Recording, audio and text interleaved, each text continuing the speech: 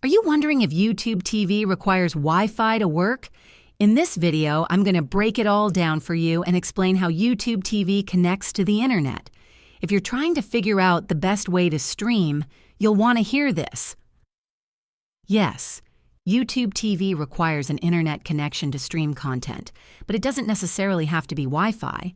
While most users connect to YouTube TV through a Wi-Fi network, especially at home, you can also use a wired Ethernet connection or even mobile data, if you're on a smartphone or tablet, to access the service.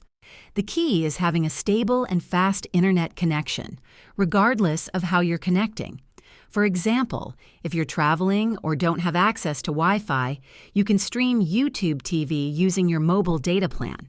However, keep in mind that streaming live TV or HD content consumes a significant amount of data, about 1 gigabyte per hour for HD streams, so it's important to monitor your data usage to avoid exceeding your mobile plan's limits. If you're at home, using Wi-Fi or a wired connection is typically the best option for a smooth streaming experience.